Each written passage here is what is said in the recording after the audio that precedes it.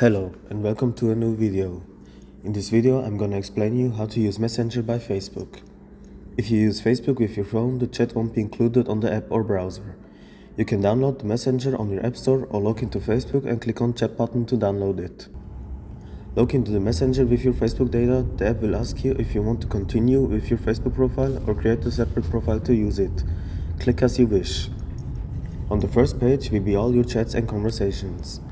In the lower half, you can switch to People, which is your friends list of the active persons, and next to it you will find the uploaded stories of your friends. Click in the upper left on Menu to switch to Facebook Marketplace, Message Requests, Chat Archive, or if you have auto-created pages.